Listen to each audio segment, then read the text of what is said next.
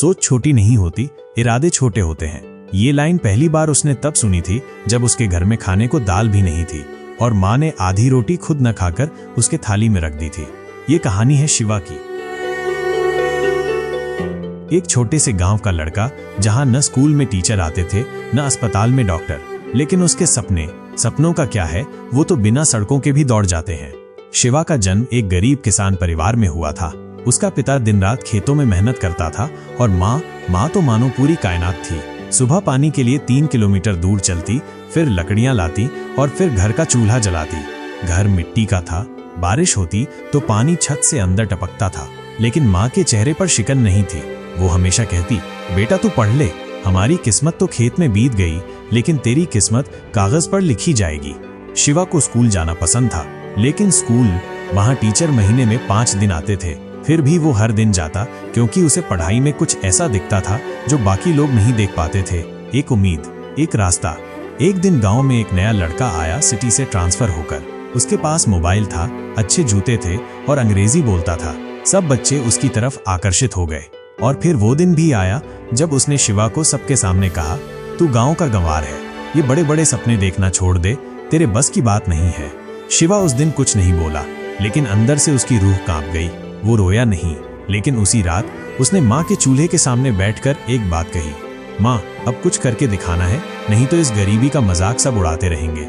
माँ ने सिर सहलाते हुए कहा, तो ठान ले बेटा, सोच छोटी नहीं होती, इरादे छोटे होते हैं। उस दिन से शिवा का सफर शुरू हुआ। सुबह खेत, दिन में स्कूल, शाम को माँ की मदद और रात भर पढ़ाई।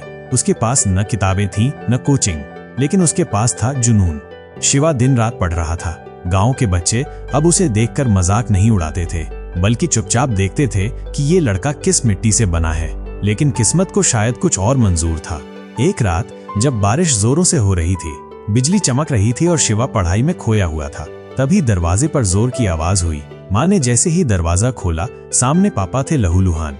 खेत से लौटते वक्त किसी जमींदार के ट्रैक्टर ने टक्कर मारी थी, लेकिन अस्पताल ले जाने के लिए पैसे नहीं थे।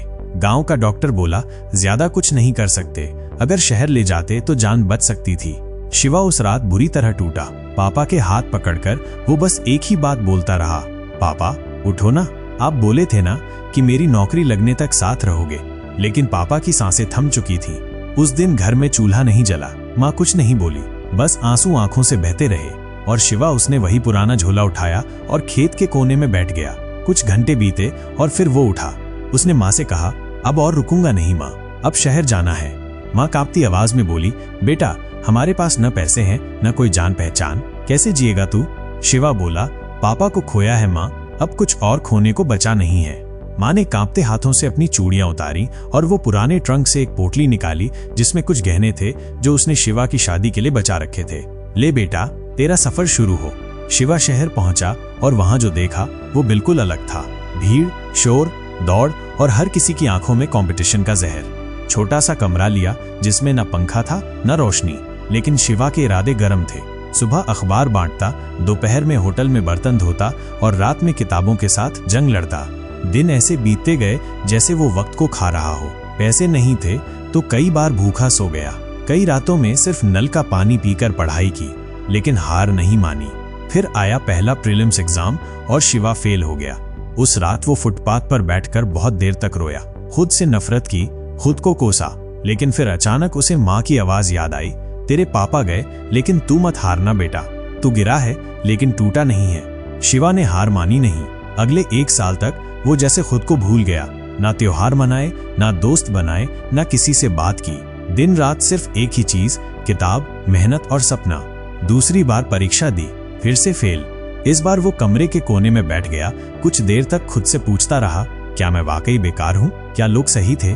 लेकिन तभी दीवार पर पापा की एक पुरानी फोटो पर उसकी नजर पड़ी और वो आवाज सुनाई दी, हमने तुझे कमजोर नहीं पाला था बेटा, उठ, आखिरी सांस तक लड़।